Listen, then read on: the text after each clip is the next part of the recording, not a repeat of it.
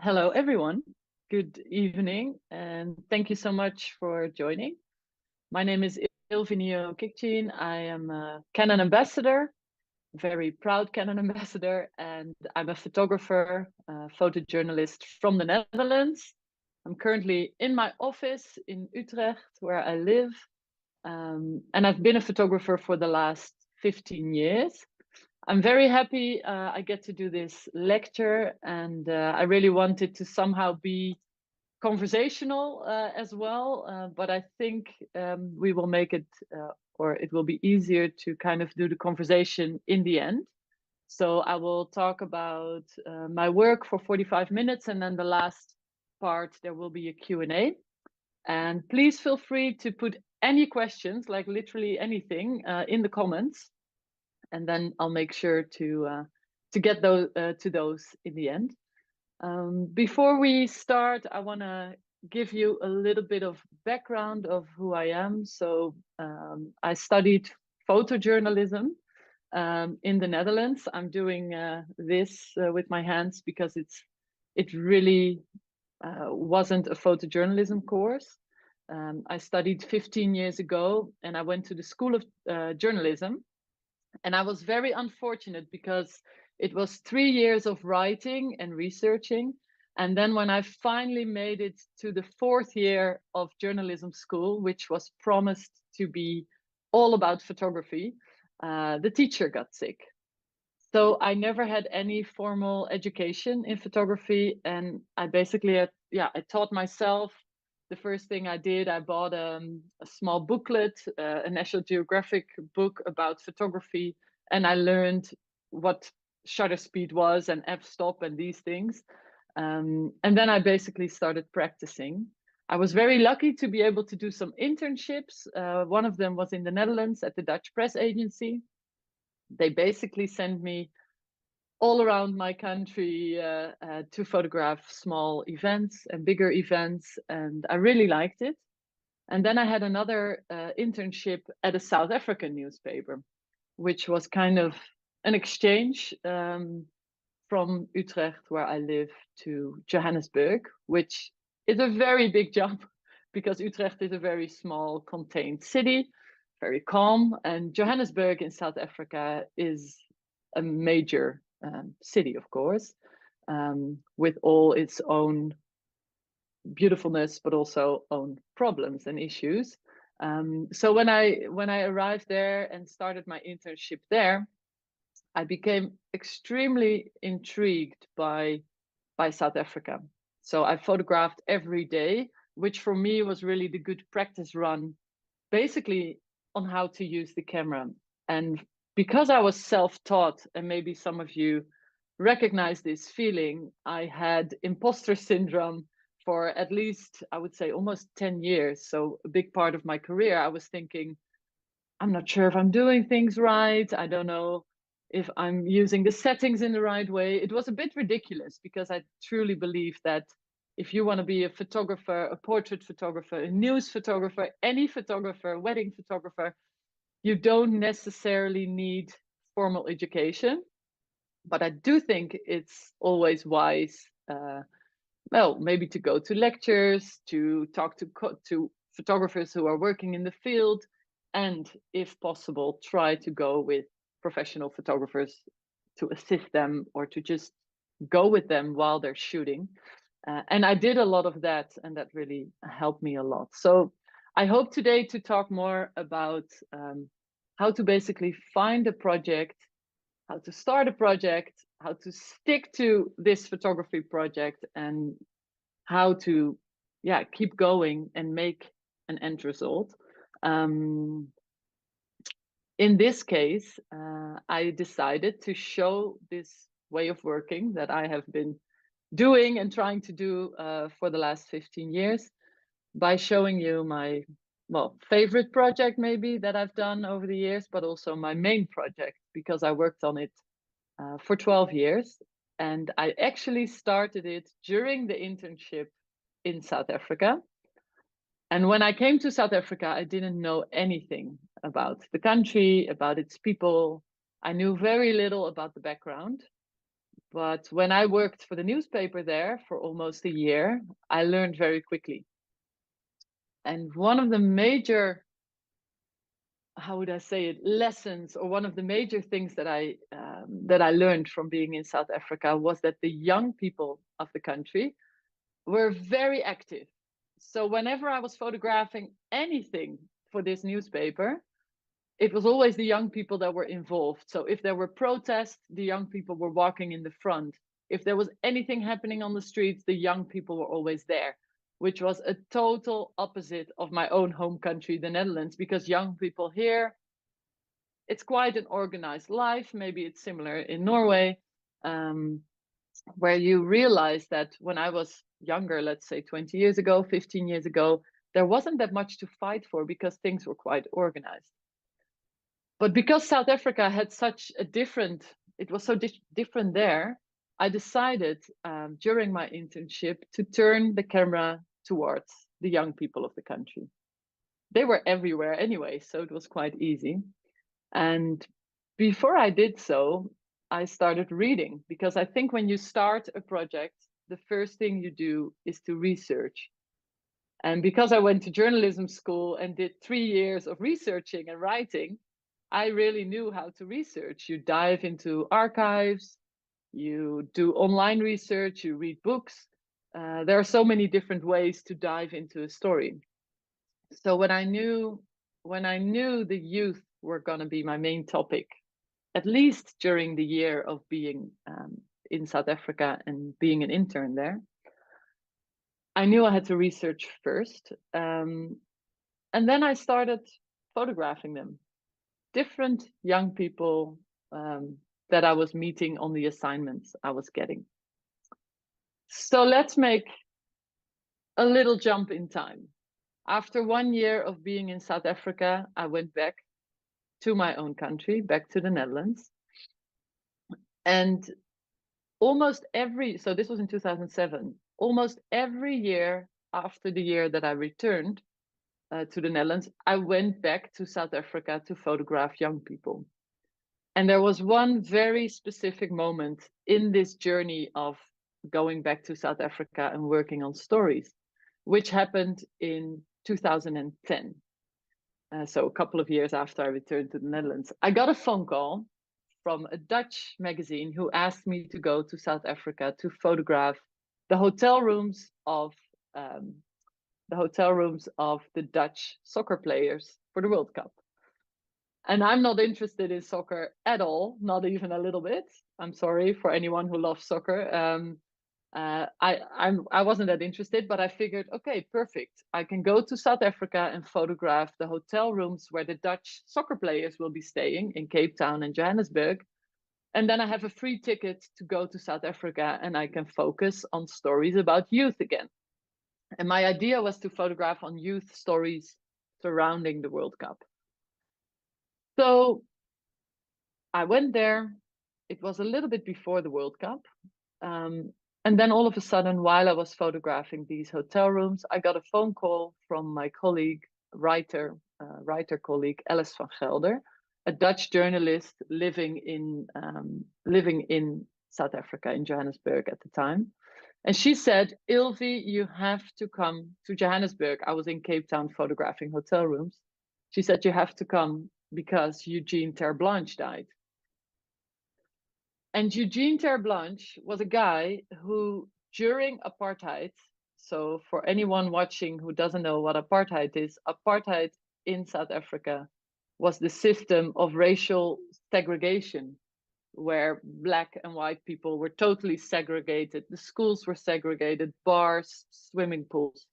And this system started in 1948. And in 1994, when Nelson Mandela became president, and in the years prior to that, let's say between 91 and 94, the apartheid system was abolished, totally shut down.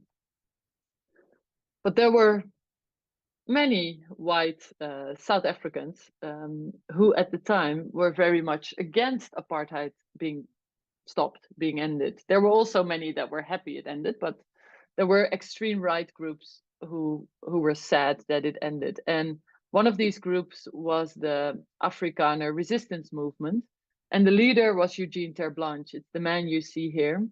And Alice called me to tell me that Eugene died, that he actually got killed by his workers, and that we should really go to his funeral. So we did. I flew from Cape Town to Johannesburg to attend the funeral. And there were a lot of white farmers, Afrikaners, but there were also a lot of right-wing extremists, because that is the organization that Eugene Terblanche was leading until his death. These are some images from the funeral.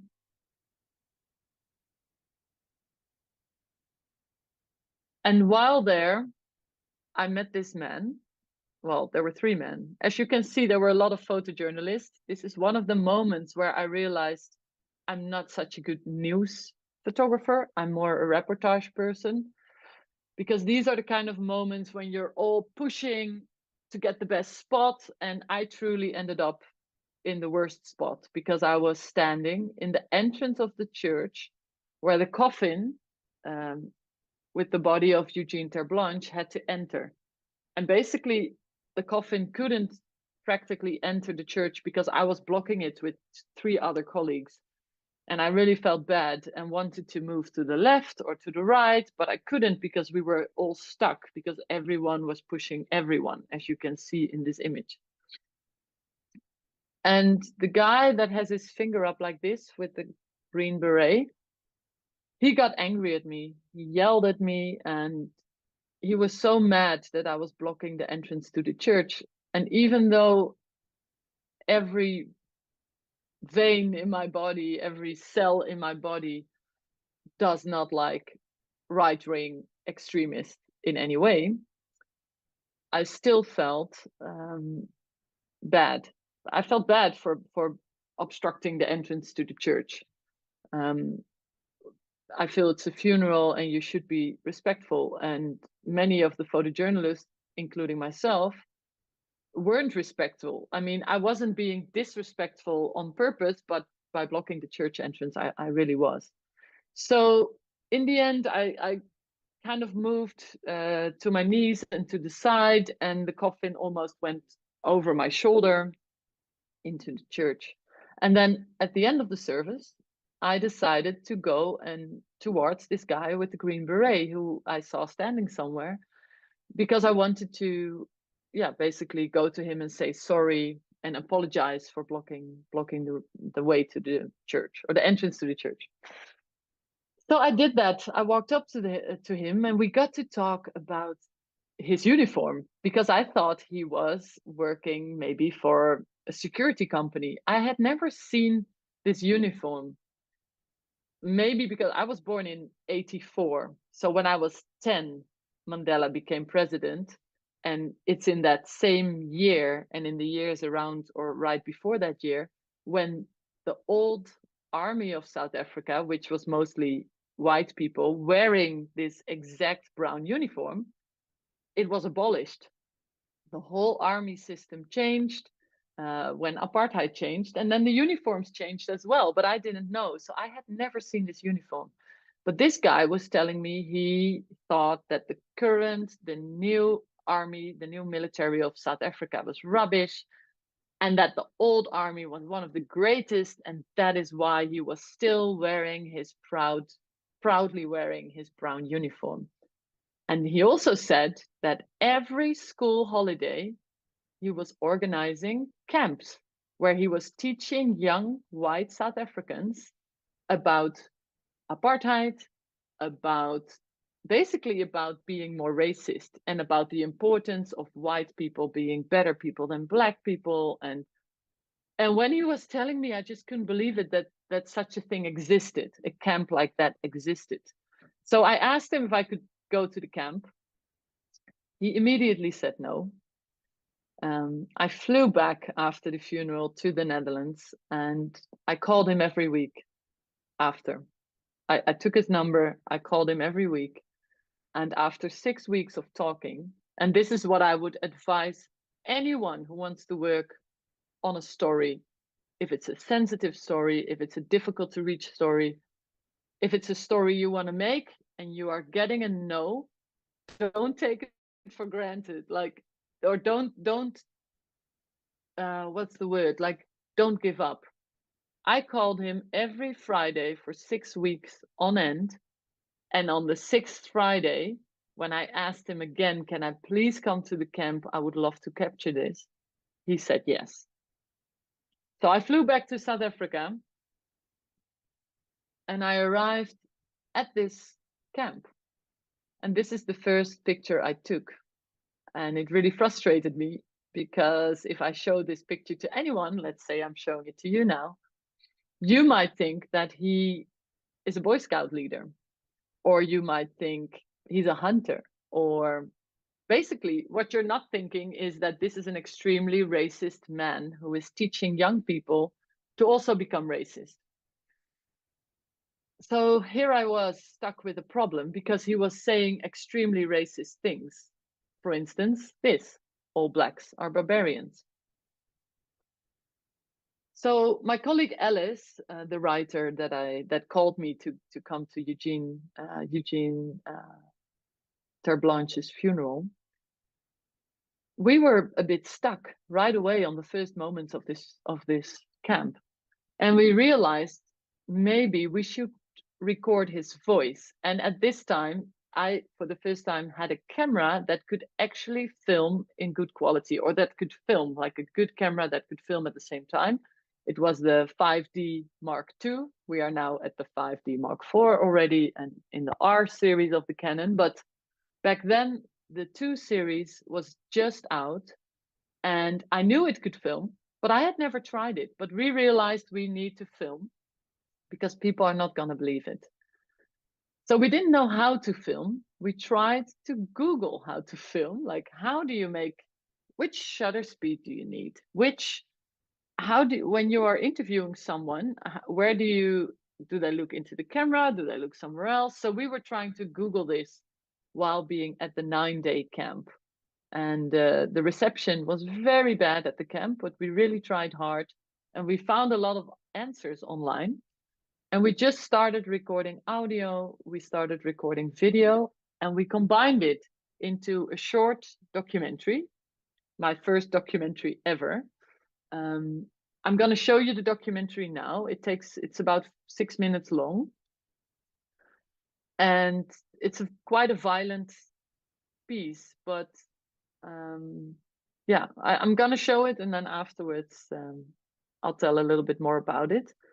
The interesting thing maybe to know right before watching is that this specific documentary kickstarted my career because it won the first prize at the World Press Photo right after we finished the documentary, and it was the first project that ever got published internationally.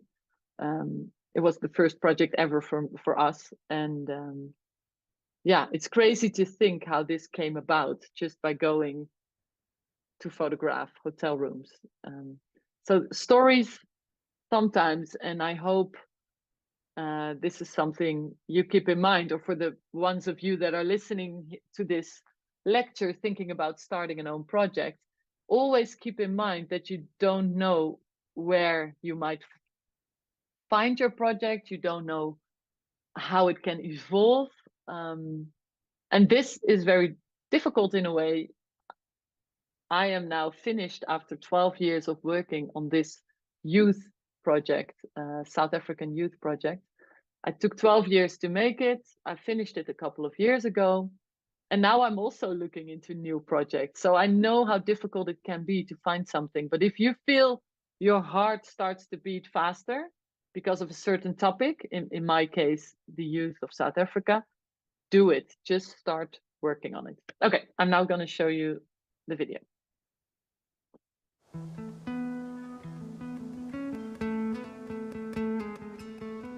Ek hou van Suid-Afrika, ek hou van ons ruimtes.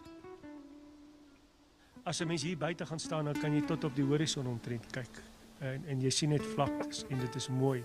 En jy kry seker nie in die wêreld soveel verskillende natuurskone soos wat jy in Suid-Afrika kry.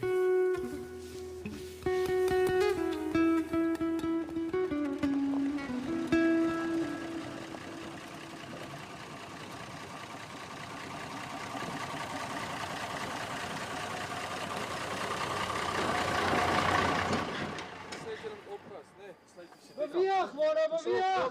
Kom, vat die tasse aan. Net wat kom Jackie daar op jou trap. Kom, kry lewe! Beweeg, man, beweeg! Ons nie jou aan tyd nie. Ek is moeg, ek gaan slaap, né? Kom. Kyk nou, lyk. Maar dit was maar 4 uur slaap het, né? Hè? Ek sê hulle moet kyk nou. Beweeg, man, beweeg! Raam op. Right. Jy begin. Kry my kids. Beweeg!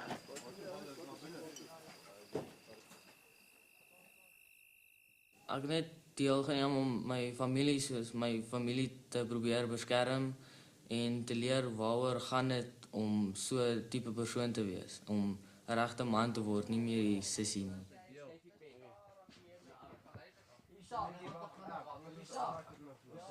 Ons het dra die uniform van die ou Suid-Afrikaanse weermag wat die breinklere was. Ons het ook een van die uniforms gekry waar daar 'n gat deur die uniform geskiet was en waar daar bloedvlekke op die uniform was.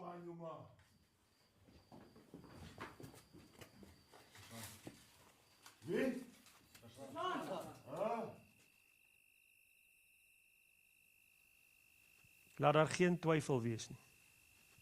Behalwe vir die Aborigines in Australië, is die swartes van Afrika die mees onderontwikkelde barbaarse spesies van die menslike ras op hierdie aarde.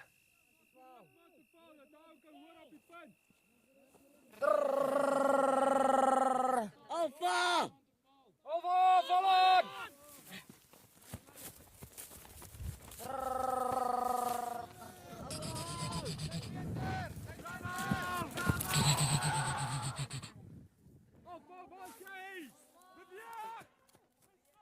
I don't like the racism because people tend to get angry at one another and they maybe eat one another.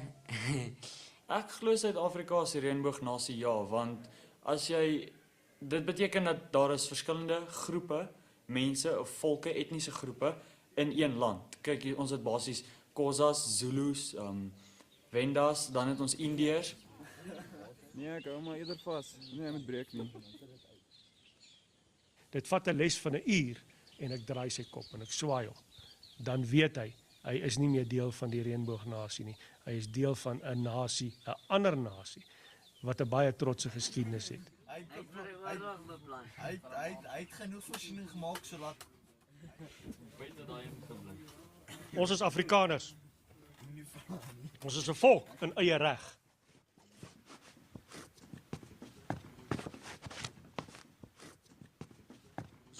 Soveel disrespek het ons vir hierdie ding.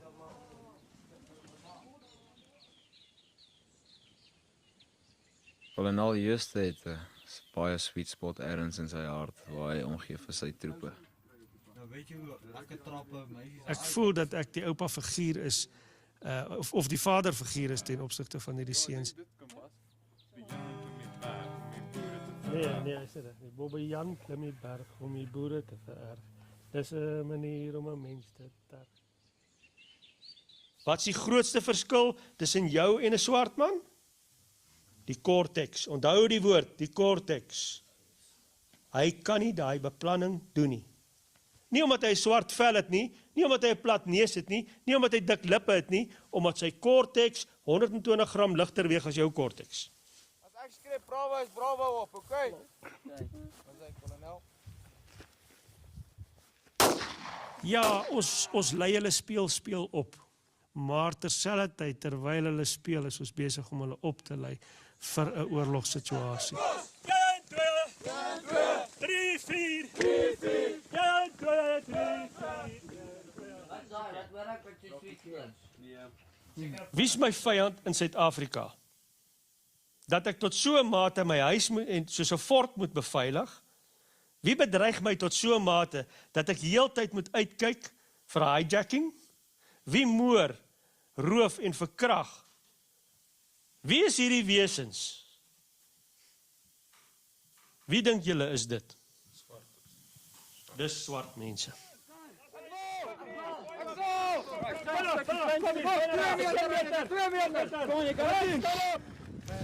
Toe ek op die grond was,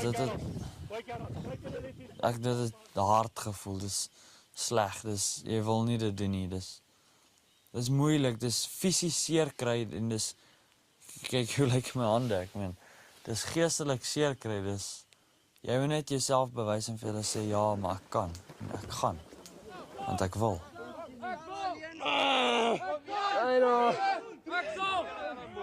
Hou daai arm styf. Daar's hy, dit lyk beter, dit lyk beter. My arm seer. Ek kan nie meer doen wat ons nou doen nie. Ek kan nie, ek weet ek gaan my teleurstel, maar ek kan nie.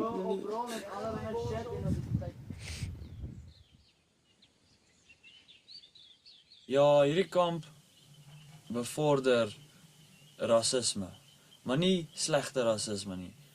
I thought of a rainbow nation, but there is nothing like that in South Africa.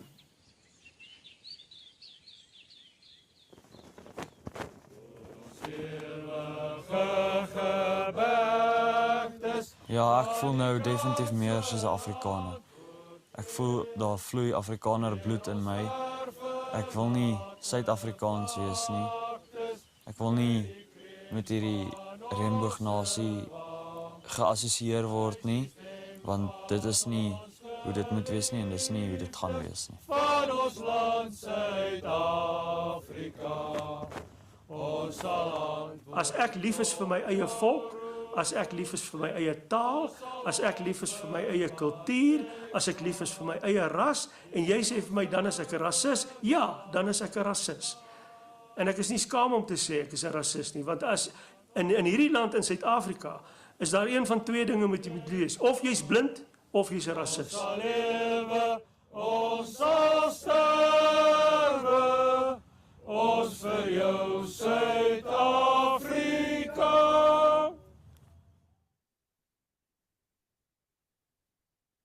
Okay, so I think it's almost needless to say that this wasn't the easiest working environment. We felt horribly bad and sad for the young people there, the young boys. And yeah, it was a difficult working situation. We felt we should rescue them. We were very angry at Colonel Jooste. At the same time, we didn't want to interfere because we also are journalists and we needed or wanted to capture what we were seeing. So I'm going to go through these images just quickly.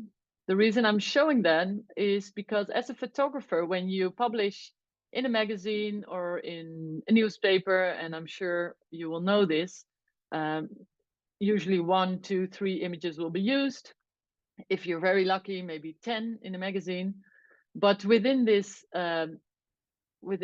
video, there were 63 images. So for me, it was a whole different way of telling a story.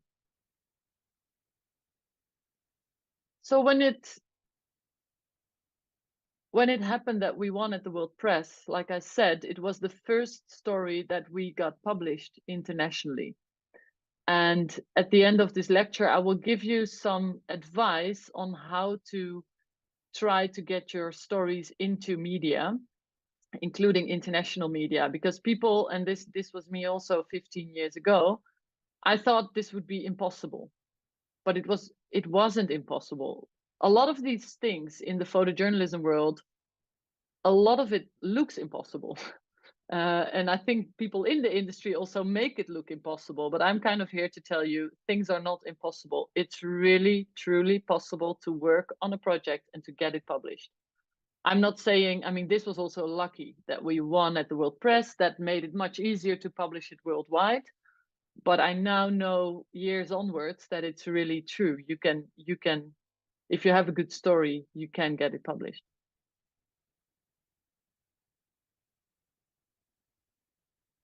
So a few advices that I have for any one of you listening here who wants to dive into an own story. People always ask, where do you find your stories? But to be honest, if it would be up to me and if I had an endless supply of money, which unfortunately I don't, I would be only working on stories that interest me. Because what I have learned throughout the years is that if something doesn't interest me, it's very difficult to keep my focus. I get bored. You have to invest so much time into a story. So if it's not your story, it's more difficult, because if it's your interest, you want to pour in all your time and love and everything. So that's my first advice. Look for something that really inspires you, something that you are interested in. If it doesn't matter what it is, if it's soccer, if it's a specific town, if it's women's rights, if it's anything that your interest lies. Keep a growing list of ideas. I always tell this to people and they think I am not doing this myself, but I am. This is a growing list that I have started in 2008. The funny thing is, some of the subjects that I've never worked on, some of the ideas I had, have been on this list since 2008. I keep adding to the list, and sometimes I look through it and I think, yes, let's work on this, or no, or it's just a list that exists in the notes on my iPhone. Try to cooperate with others. This can be other photographers, it can be scientists, researchers, journalists, anyone. And the fourth advice is specialize yourself. I think it really helped me to specialize in South Africa, because people at one stage knew if I want to have a story in South Africa, we should call Ilvy, and that happened a lot. So that was on youth in South Africa. They would specifically come to me.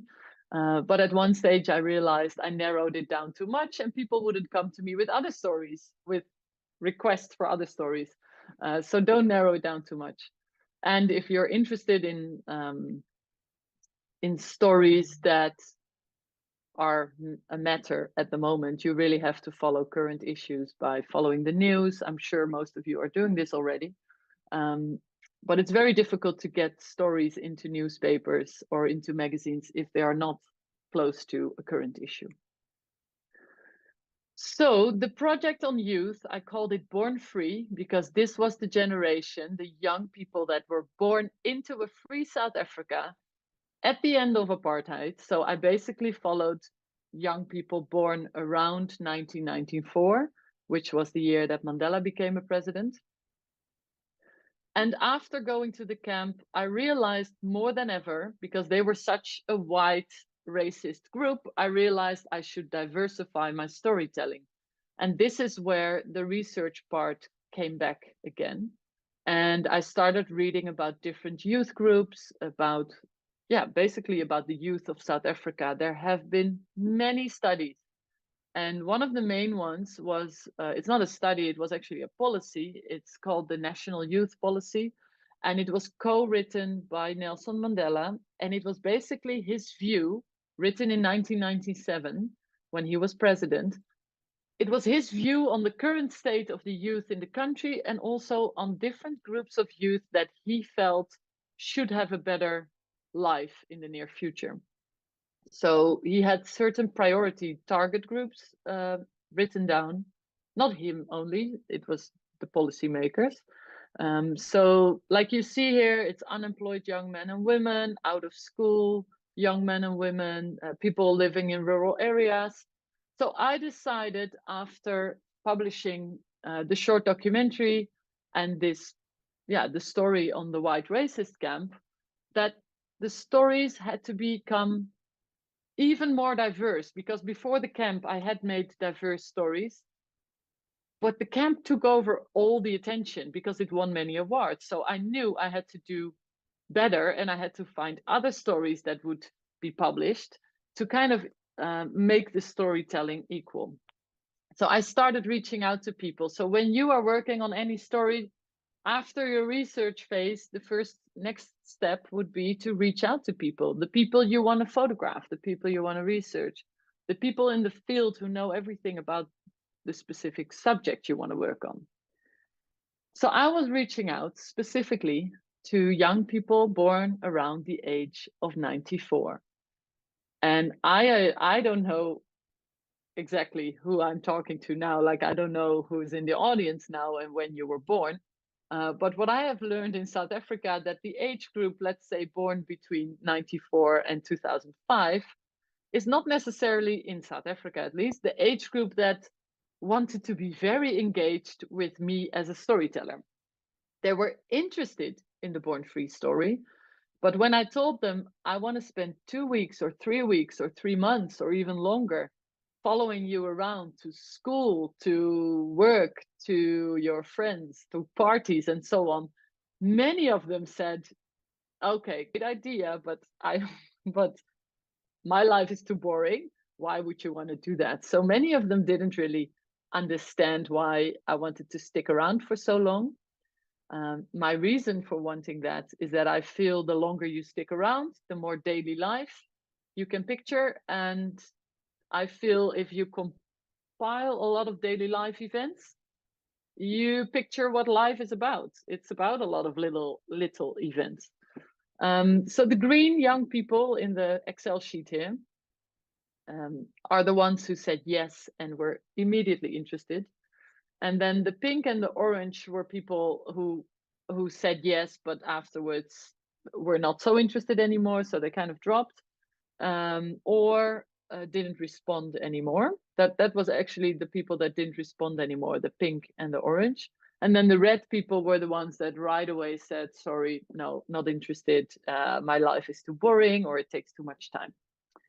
So I just want to show this Excel sheet because it shows how many times you will get a no when you work on your own story or on an assignment. Yeah, you get no's and you have to kind of deal with it and keep moving forward, make small steps and just go for it. The people who said yes, I spent a lot of time with them. I am not going to talk about the ins and outs and what you see on the image, because there's no time in this specific lecture, because I want to emphasize more on how to kind of make stories like this, instead of telling you specifically about each picture. What I do want to tell is that when you are working on a long-term story or on any story, try to make the images diverse. So go from people and a wide shot to a detail shot, which can be much more detailed than this. But make sure you make it diverse. Not only, I had to make it diverse by photographing all the different people in South Africa. South Africa has 11 different languages and 11 different people, basically. You have people of Indian descent, you have the Afrikaners, who are the white people that you just saw in the video. You have Zulu, Xhosa, Ndebele. There's a lot of different groups, and I knew I had to include them all to make it diverse. I had to go to the city, but I also had to go to rural areas. I went to Mandela's funeral, which you see here. But throughout all of the storytelling I didn't only try to make it diverse in the sense of who I was photographing, but most importantly, I tried to make it diverse in taking a wide angle shot, taking a close-up. The lenses I used mostly for this project was the 24-70, the 35 and the 50. 35, as you can see in most of my images, is my favorite lens. But I really did make sure to also use the 50 and the 24-70.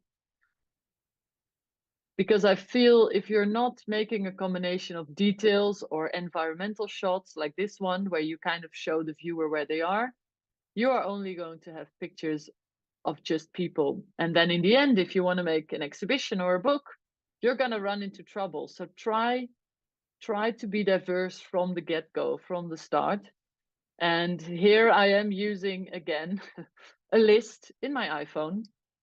I keep a list that says close up, wide angle, environmental shot, a detail shot, a macro close up. I have a list, and I actually don't know how other photographers do this, but because it feels a bit too organized maybe, but I like doing it this way because I don't want to fly back to my home country thinking, oh my goodness, I missed a specific shot.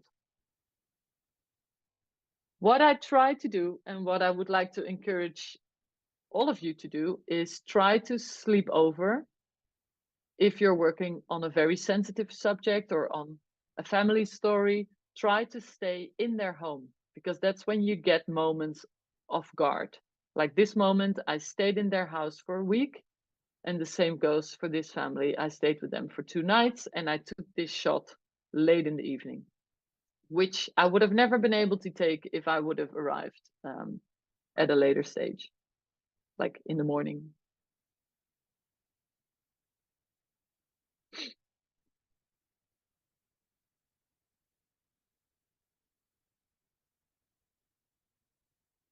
I don't know if there's any news photographers watching now or people that are more into current issues. I can imagine you might think, well, all of these images are daily life.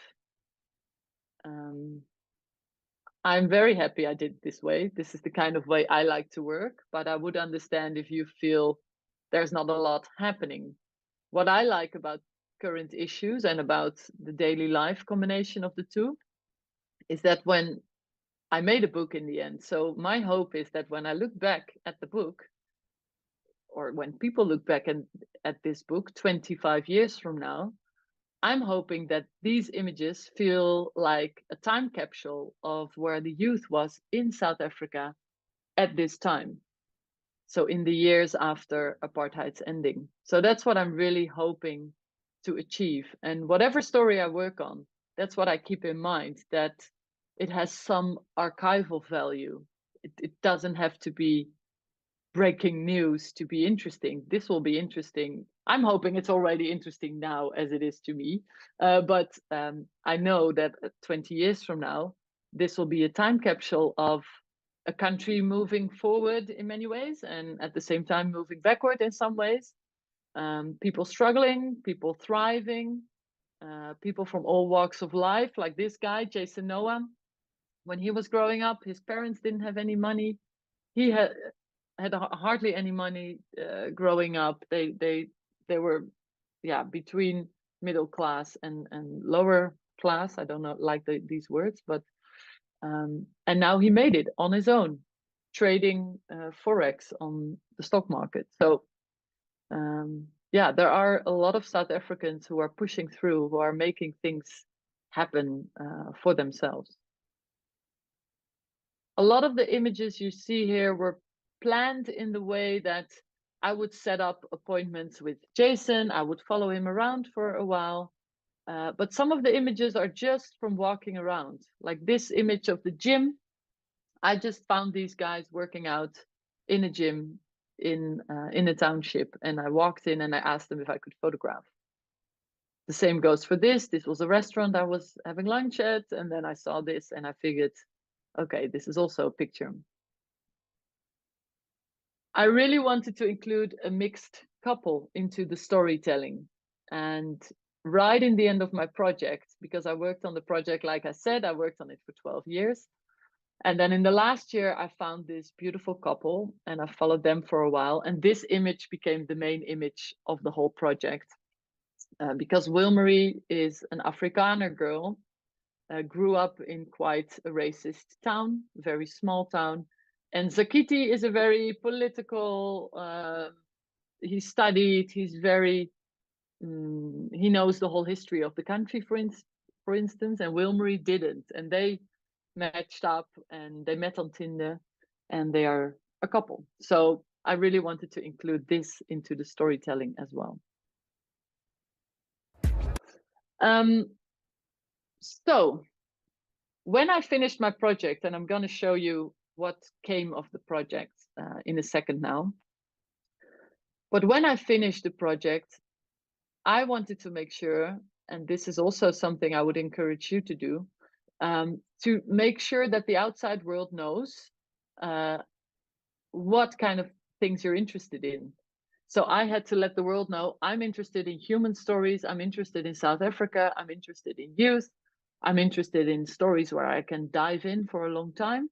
So make sure you look pro, basically, and make sure your social media and your website reflect what you want to do. Have a professional email address. It's little steps. So I hope I'm not maybe there's some of you watching thinking, oh, I know this stuff already, but I'm hoping some of you will be like, okay, good idea. Maybe this is the right time to have my own professional email address of my photo business, because it makes a difference. When editors are looking for your work online, they have to be able to find you. Try to meet editors at portfolio reviews. Yeah, it is the way to get your work to be seen. Grants, crowdfunding, and awards. Basically, that is the one thing that helped my career forward. A lot of photographers tell me, or like, oh, I'm not going to send it to any awards, but because I think my work is not good enough. I would like to encourage you to send in anyway. Also, if you feel it's not good enough. When I send into awards, many of the times I think it's not good enough. And many of the times I have actually won the award. So please do send in. Don't be shy, do it, because it can move your career forward. Pitching your story to media. I want to give you some advice on that. I'm running a bit longer, but I hope, yeah. So for the Q&A, it might be cut a little bit shorter. But let's see. I'm just going to move forward. I think within 5 minutes, I should be at the end of my presentation. But I want to make sure you see this, because a lot of photographers, new photographers, but also photographers who've been in the industry longer, don't know how to get a story to an editor. The first thing is, a lot of the editors, you can Google their names and their email addresses. Once you have that, and you have a project, and you have shot some images, keep in mind that editors are very busy people. So when you're pitching a story to an editor or to a museum or to a curator or anything, make sure the text in the email is very short. Include 3 images maximum. Keep the email very short, the text short, but then include a PDF that has your name, contact details, and everything, with more images and a short explanation. So be clear in this email what you are trying to sell them and why you think you are the right person to tell this story, and why you think they are the right publication to feature this story. When you are making a pitch, make sure to show it to people first, show it to colleagues. I don't care, you can show it to me, you can always email me, or you can find me on Instagram and share it there. Because I think it really helps a lot if someone else looks at your pitch before sharing it with an editor. So in the last few minutes, I want to show you what Born Free became. And it became a lot of things that I actually didn't know when I started out. It became an exhibition, and actually became a traveling exhibition. So this was in the Netherlands. This was in New York at Fotoville in a container. And the only thing I had in mind when I started the story was to have publications in media. And I did, because when I published it in 2019, when I finished the story, it was actually 25 years after apartheid's ending, after Mandela becoming president. So I knew this was perfect timing. And the media really, when I pitched the story, it was published in many media around the world. But I was feeling at the same time that I wanted to make more out of it, because I had been filming the Born Frees, I had been doing a lot of things. So I figured I wanted to make something just basically for me that I wanted to make. So I made an interactive website, and you can find it if you like on bornfreegeneration.com. You see the link on the bottom here. And this website combined everything that I made in 12 years. It combined the videos of the different Born Frees. It combined statistics. It combined the way I was working via WhatsApp, trying to reach people. And that for me was almost the favorite thing I made. But then Wilmarie, the girl that you see kissing here, said, "Why are you not making a book?" And I said, "I'm not making a book because every photographer is already making a book." And she found it ridiculous. She's like, "I don't care if every photographer is making a book. You've worked on this for 12 years. You should make a book." And she was a book designer, or she's a designer. And she helped me create a book that is actually not a book. It's a bookazine. I would call it a bookazine. It kind of folds out. And I'm very happy she kind of pushed me to make this. In the end, we decided to make 1994 copies, the year that Mandela became president. And it folds out into, well, you'll see right now. I figured I would include a video because it's easier to explain. And the reason I'm showing you this is that you do not have to have a perfect idea of what you want to create while you are working on a story. Let's say you have started a story now, you don't need to know the end result, because maybe you're only finishing your project in 10 years from now. But just try to envision what your dream would be. And my dream was not to make the book. But then when it was Wilmarie who said I was being ridiculous, and then I realized, you're right, I am. This should be a book. So your thoughts can change. It doesn't have to be linear all the time. So this brings me to the end of the presentation. Like I said, you can always reach me anywhere on these, well, on the way you see here, Instagram or email, if you have questions. But for now, I hope I have left enough time for some questions now. So feel free to ask anything. And I hope you did leave some comments during the talk. I'm not seeing them, but I think Thomas is going to help me with that. There's no, okay, well, there's no questions. Okay, well, that's maybe good because I was going a bit over the time. But if anyone ever has any question, you can always reach me.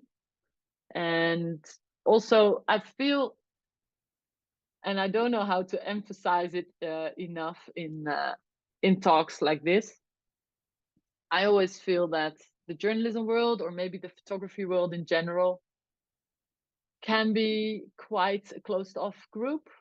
I mean, I think photojournalists in general are very welcoming, but I think the photojournalism world or the photography world can be quite daunting and it can look scary. I'm scared sometimes. I mean, I'm sometimes scared to start a new project because I always feel before I start a project, I should have the perfect idea. And if it's not perfect, I'm not going to start it. You know, that kind of feeling that people might recognize.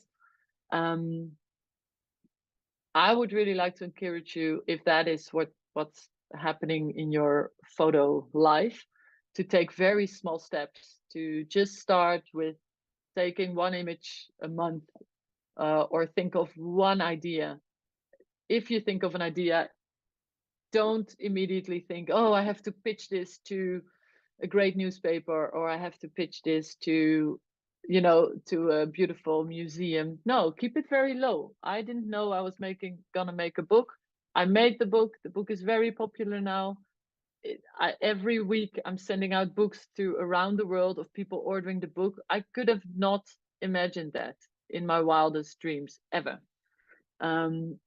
So I would really like to encourage you to, to just start when you feel a project is calling you, and also to really find a topic that matches you. That's kind of what I want to share.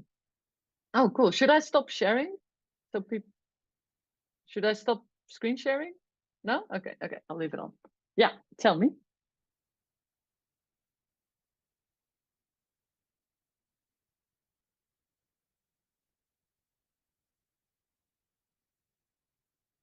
Okay, so the question is, on which social media channel do I get the most response to my work? I would say, I mean, I used to have most responses, like lots of responses on Facebook, but I quit Facebook, honestly, because I was getting too addicted to it, not necessarily to the responses, because I really loved to be engaging with the audience or with the people watching, but I was getting addicted to looking at other people's work, and I was on Facebook the whole time. So I kind of went cold turkey, and I think it was during the pandemic. I just killed the whole account. It's still there as a history reference for myself. But I stopped the account, and at the time I was already on Instagram, and that's where my main following is now. I have 13,000 people following me, and I posted an image series that I recently finished for the New York Times last week. It was published this week, and there were so many responses on that, so many likes, people starting conversations, people reaching out to me. So I feel for now Instagram is really it. I don't know if it's gonna stay like that.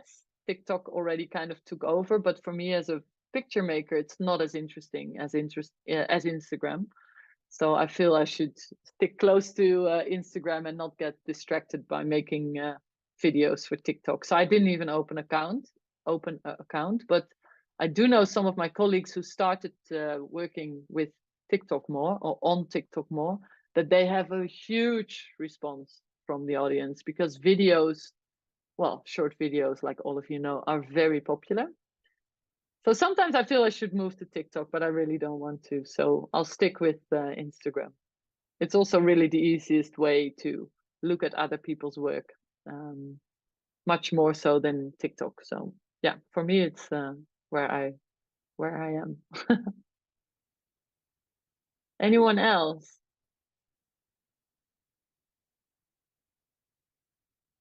Okay. Well, thanks everyone for being here. And yeah, if there are any questions later on, feel free to reach out. Let me do this. And yeah, thanks so much. I think that's all I could share.